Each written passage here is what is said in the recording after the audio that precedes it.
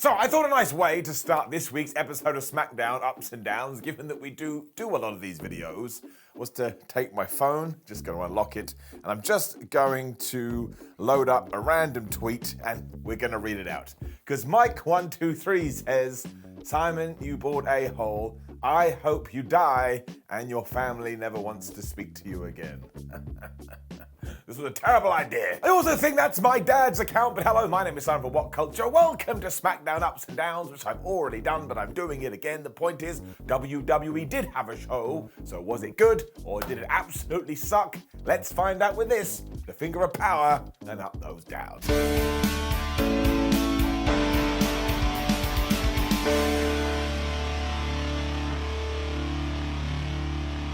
Logan Paul opened up SmackDown after he'd been teased all day that he was going to do so. And surprise, surprise, he got booed. I do not understand why WWE is deciding to pursue all of this, because I will tell you right now, on this day in September 2022, it's not going to work. This is even more crazy because his next opponent, if you can believe it, is going to be Roman Reigns at the Saudi Arabia show. Now, even at Clash at the Castle in Wales, some people decided to jeer Drew McIntyre because they love the tribal chief and they love the head of the table and they just want to walk up to him and give him a massive hug. So what we need to do is turn Logan Paul into a super duper mega a-hole, because we know how this works when it comes to pro wrestling. Eventually it will go full circle and people are like, I love him now. I mean, actually, Logan Paul could be the exception to that rule, but we have historical evidence. Why aren't we following it? It was all about the fact that Roman had been on Logan's Paul this week, and as soon as Reigns had left, Logan was all like, I could beat that guy. So my hand up went straight away and was like, how is that a babyface move? And yes, this entire crowd kept going, what? And I can't lie to you, got a little bit awkward. He also made reference to the fact that Floyd Mayweather wasn't able to beat him and also didn't pay him. And if you've seen that fight, you know what a pile of nonsense that is. When all of a sudden, Paul Heyman returned to SmackDown because he interrupted with the bloodline. And I was like, there he is, my old dear friend Paul. This was kind of funny too because he got exactly the same reaction as Logan Paul, in the sense that some people were cheering and some people were booing. But I would argue that in terms of a babyface to heel reaction, Paul Heyman was more popular than Logan Paul. And that's when you know something ain't right. It warmed my heart that the person that got the most love was Sami Zayn, and I cannot wait until we pull the trigger on all of that. And yes, by the time Paul Heyman had gone, oh, your brother Jake Paul has taken on Anderson Silva, and he's gonna get knocked out, everybody went, yeah, we want to see a Paul brother get punched right in the face. Also, how the hell are we having that match? Anderson Silva versus Jake Paul. I'm just going to spin around until I fall over. This was then turned into Logan Paul saying, I think Roman Reigns is scared of me, and we are going to do a press conference later to announce all of this. Throughout his speech, Logs kept going, I'm going to become the WWE champion. And you can just imagine the response. I think some guy in the front row threw up. It was soon being teased that he was going to get into it with the bloodline when Sami Zayn was like, don't worry, Mr. Heyman, I would take over this. And of course, he got punched in the face. And what happened when Sam hit the canvas? All the fans went boo. How could WWE not know this was going to happen? Honestly, I was laughing so much. It's one of the most uncomfortable things I've ever seen. The Usos and Sikoa were then going to murder Logan Paul. But before that happened, Ricochet's music hit, because we were going to get Rick and Sami Zayn. But let's just wrap this up in a nice, neat little package before we get there. Because seriously, I think Logan Paul is very good at this. He more than holds his own, and we know that he's good when the bell rings. But this is not working because people see him as a heel, they want him to be a heel, and they want to boo him. And the real problem here is that everybody had good guy lines and bad guy lines that were leaning in a certain direction.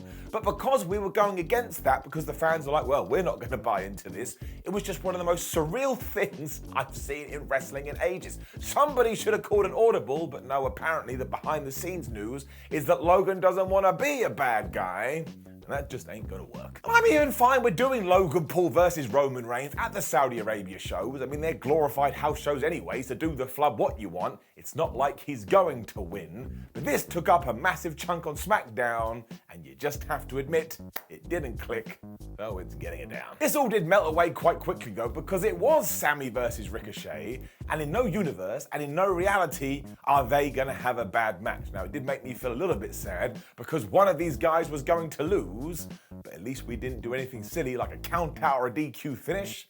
They seem to be in the rearview mirror. We also don't really need to recap this because exactly what you think they would have done is what they did do, although we do need to highlight 2 points. One, Michael Cole started talking about their feud in PWG at one point. So I was like, oh man, we are not in Kansas anymore, Toto. And 2, there was this amazing bit where Paul Heyman accidentally spilt his drink over Michael Cole's notes or whatever. Michael Cole was like, Paul Heyman, I can't believe you did that. And Heyman went straight into heel mode and got the rest of the drink and just doused all of his papers. Honestly, I tell you, I was laughing again because I'm an idiot. This match was still a bit confusing though, because Logan Paul was in Ricochet's corner and he kept casting distraction, which meant when Rick would get his momentum back, it was because they kind of cheated, and once again, they're supposed to be good guys. Although, oh my gosh, Ricochet was then on the top rope and Sami Zayn pushed him, and he went flying into Barricade.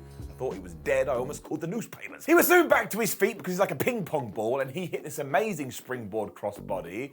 But then, yeah, we got some serious crazy talk because Sami Zayn actually had the thing won after he hit this nuts German suplex when Jey Uso decided to slide in the ring. And because of that, the referee was distracted and they weren't able to count the 3. Now, this ties into something that had happened earlier where, like I've already alluded to, Logan Paul was getting involved.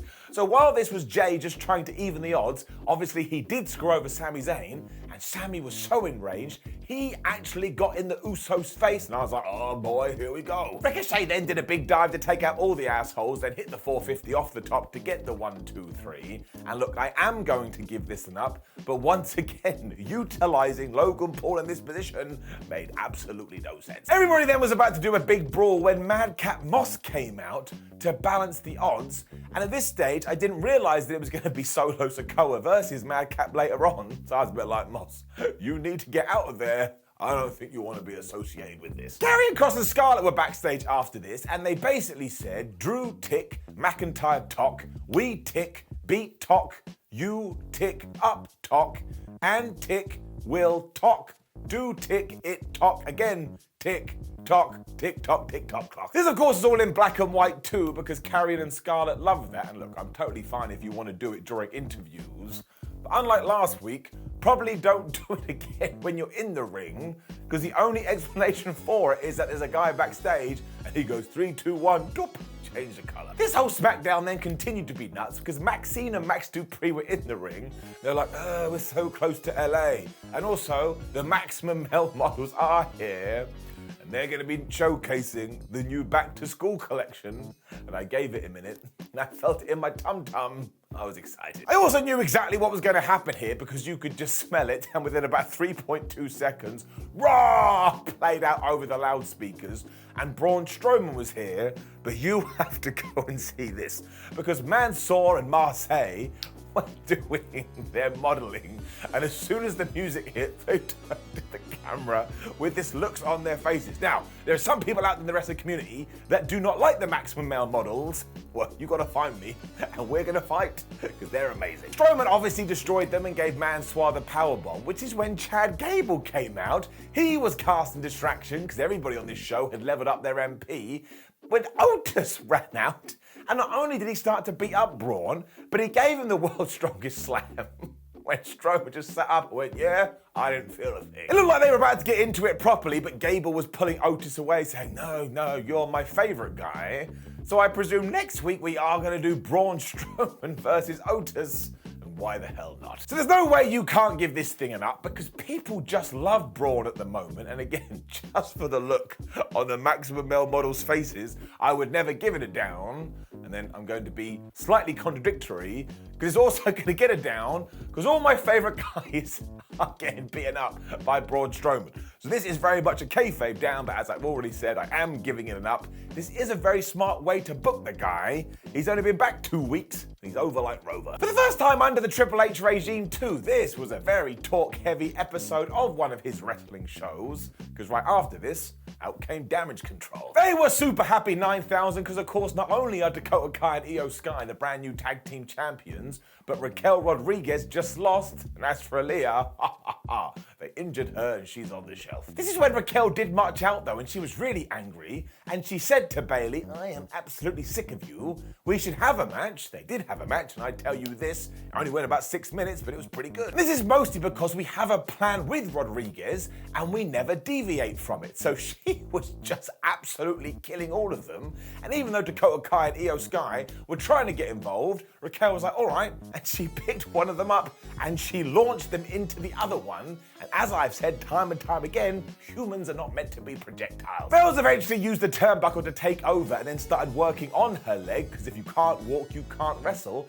But even then, she couldn't keep Raquel Rodriguez down, and the only reason Bayley did won is because, my gosh, Sky and Kai were just going distraction, interference crazy. So eventually it was Io that got the cheap shot in there, which allowed Bells to hit the Rose Plant and got the 1, 2, 3.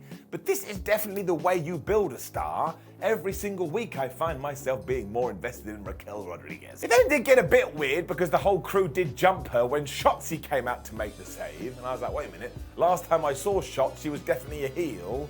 And Michael Cole did try to justify this on commentary by going, well, maybe she's just sick of Damage Control. And I was like, man, that is lame. But it is good that she has returned to TV. Apparently the tank is coming back too, which is a smart move. And like I've already said, Raquel is going to turn into something if we continue on with this. Ronda Rousey was then sat down to do an interview, and as soon as she appeared on the big screen, everybody cheered. Almost like, even though it seemed like she was going to be a heel, we turned her into a badass, and now everybody's happy again? What does that sound like? Liv Morgan basically interrupted her straight away and said, don't forget, Ronda, I beat you twice. I was a bit like, Liv, come here. I wouldn't talk about that if I were you, because if people go and Google it, they're going to raise an eyebrow. Whole point is, though, that when we do get to the Extreme Rules pay-per-view, they're now going to have an Extreme Rules match. And given the name of the show, well, that makes a lot of sense. Also, just realized I said pay-per-view. Excuse me.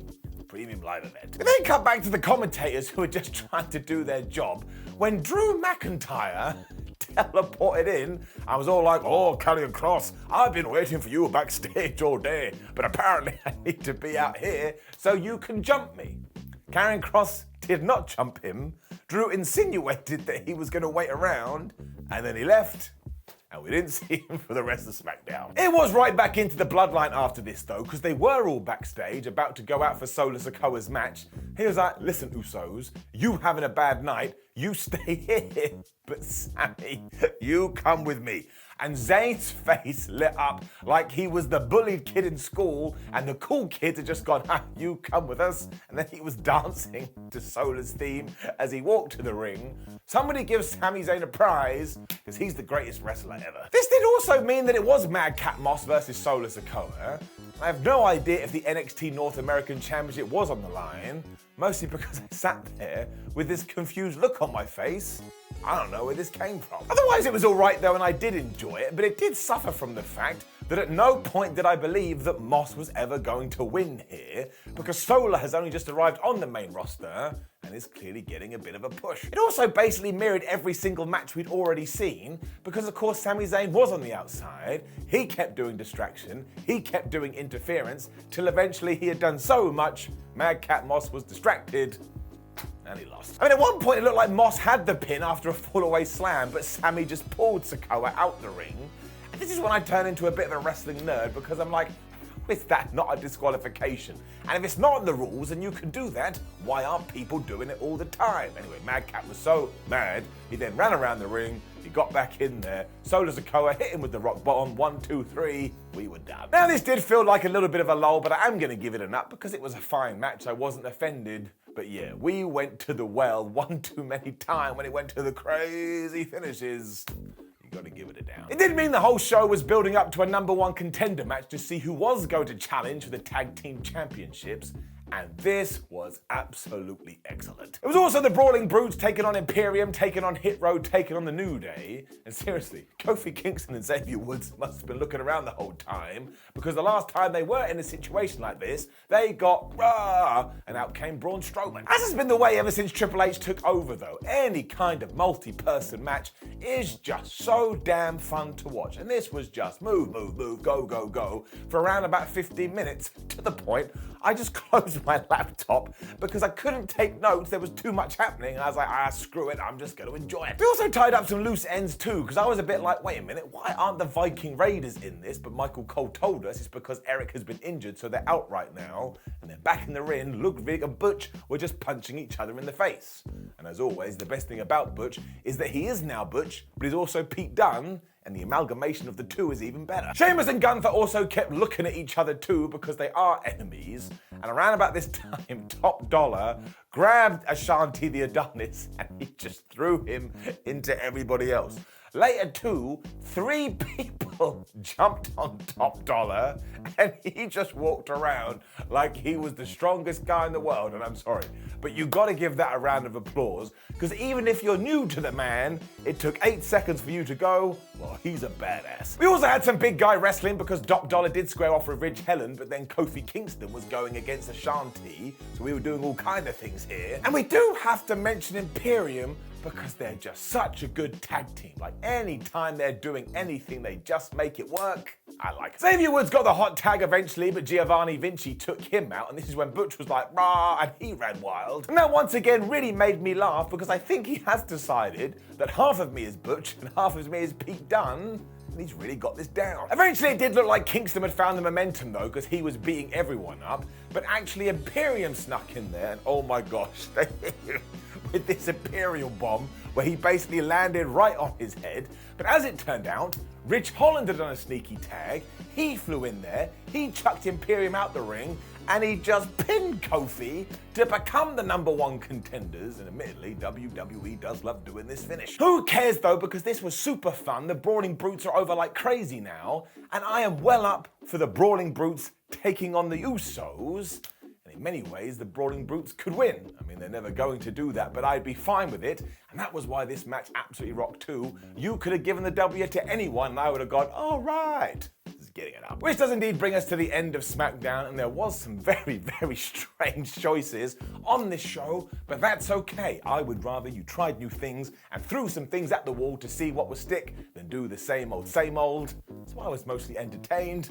Getting it up. Now please do leave a comment below and let us know what you thought about last night's episode of SmackDown. Like the video, share the video, and subscribe. And keep doing these trios things. Go to WhatCulture.com, watch some videos, follow us on social media. Ow. My name is Sam for WhatCulture. Thank you very much for joining me on a Saturday. Do not forget, Ups and Downs for Rampage will be live later. See you soon.